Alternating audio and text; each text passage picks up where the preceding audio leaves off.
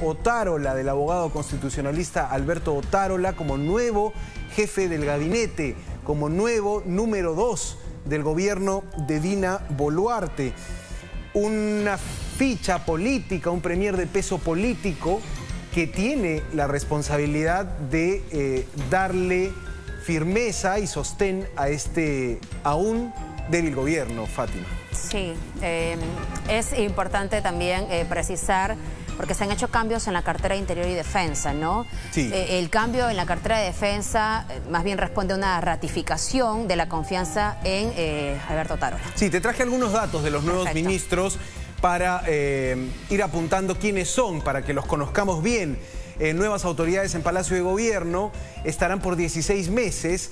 Ese es el gobierno, el tiempo, la proyección en fechas que tiene el gobierno de Dina Boluarte. Nuevo presidente del Consejo de Ministros, nuevo premier, Alberto Otárola. Fue ministro de Defensa en el año 2011, gobierno de Ollantumala, y hace pocos días en el gobierno de Dina Boluarte. Expresidente de Vida, la agencia peruana antidrogas. Abogado constitucionalista de la Universidad San Martín de Porres, maestría en Ciencias Políticas. Este es el perfil de Alberto Otárola, pero bien decías tú, nuevo ministro de Defensa también, nuevo ministro de Defensa, Fátima. ¿Quién asume este cargo? Dame la siguiente ficha del ministro de Defensa para poder contarles a los amigos que nos están viendo. Ahí va. También, que lo recordamos además en otras gestiones, ha sido general del Ejército, es general del Ejército en retiro, ex ministro de Defensa en el 2020 en la gestión de Martín Vizcarra. También es jefe de INDECI. Se recuerda además su labor sobre lo ocurrido el año 2017 con el fenómeno del niño, ingeniero civil y abogado. Tiene maestría en Gobierno y Política Pública en la Universidad San Martín de Porres. También hay que recordar, Santiago, él ha tenido además, y esto me parece importante precisar, porque a algunos le genera, un poco de negativa sobre su designación, porque él ha formado parte de también la gestión de Pedro Castillo. Fue viceministro en el Ministerio de Energía y Minas. Jorge Chávez Cresta, sin embargo, tiene, digamos, una reputación ganada por cómo gestionó el Niño Costero, este momento de emergencia nacional vivido hace algunos años, y pegó el salto allí también al Ministerio de Defensa. Recordemos, el Ministerio de Defensa es este puente, digamos, político que tiene Palacio de Gobierno con las Fuerzas Armadas, y Jorge Chávez Cresta ha sido designado por Dina Boluarte. En su momento fue mencionado también como el candidato idóneo para asumir este ministerio cuando iniciaba el gobierno de Pedro Castillo, pero no fue escogido. Ahora lo tenemos ya nuevamente como ministro de Defensa, pero más cambios. No se tenía previsto, pero así lo decidió el gobierno. Relevo en el Ministerio del Interior, la seguridad interna, el orden interno del país. Mira quién ingresa. Víctor Rojas, general de la policía en retiro, fue jefe de la región policial Arequipa, ex intendente y ex gerente de control y fiscalización en SUCAMEC, la agencia que tiene que ver con armas y municiones del Estado. Una figura que resulta bastante técnica también en un ministerio muy complejo, y te digo muy complejo porque este señor, el señor Rojas, será el responsable de mantener el orden interno en el país, de la conducción política que tiene la Policía Nacional también. La Policía Nacional, la principal fuerza del orden, que tiene el encargo de controlar protestas y manifestaciones, ¿no? ¿Eso se puede comprender acaso como un intento de asumir la responsabilidad política sobre fallecidos de parte del anterior ministro? Sí, sin duda alguna.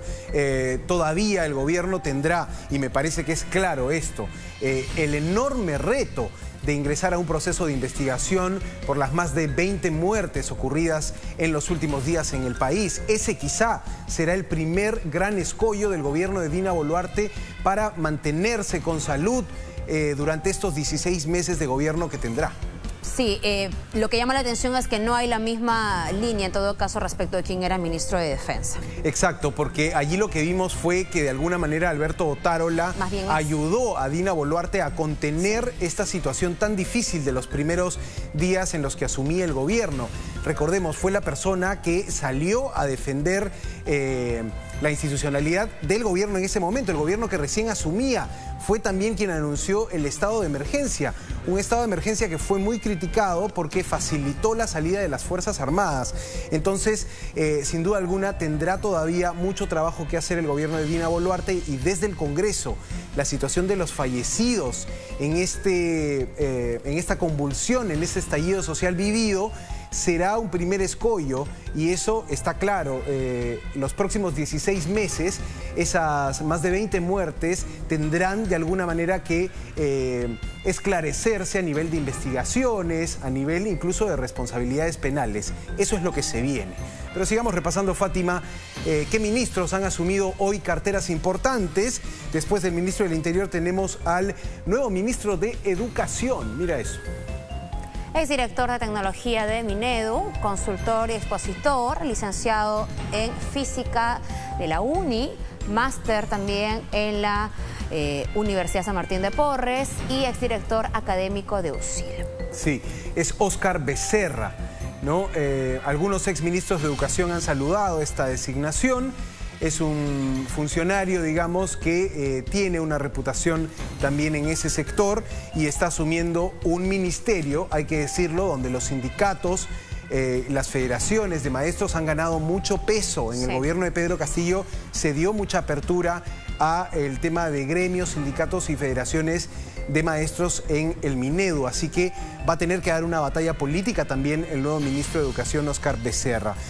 Un relevo más, la ministra de Cultura, Leslie Urteaga, una ex viceministra de Patrimonio Cultural e Industrias Culturales, está asumiendo la cartera. Ella es abogada de San Marcos y tiene una maestría en gestión pública en la Universidad del Pacífico. Es interesante, acá lo que se resalta es un perfil, me parece también bastante técnico, que varía mucho en las designaciones últimas en la gestión de Pedro Castillo, que más parecían colocar allí a sus defensores políticos. Hablamos, por ejemplo, de Betsy Chávez, hablamos, por ejemplo, de Alejandro Salas.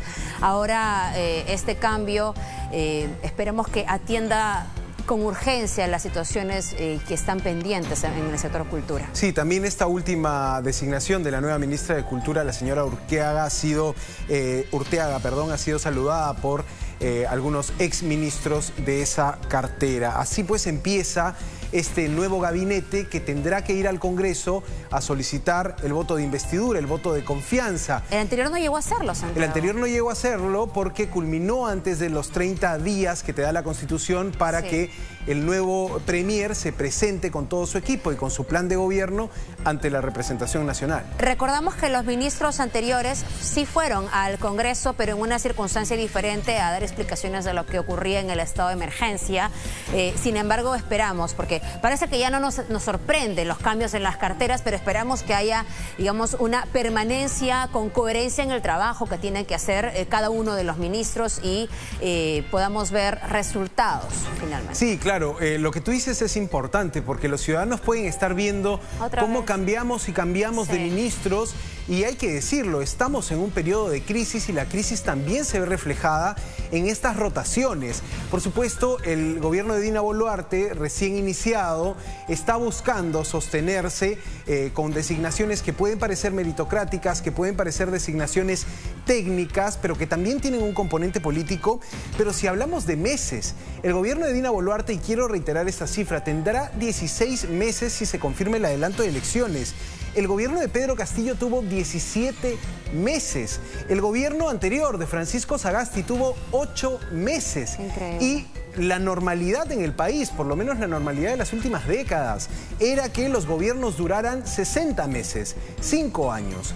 Lo que estamos teniendo son momentos complicadísimos. Algunos te dirían, qué difícil gobernar un país, qué difícil sacar adelante un país con gobiernos que duran 16 meses, 17 meses, 8 meses.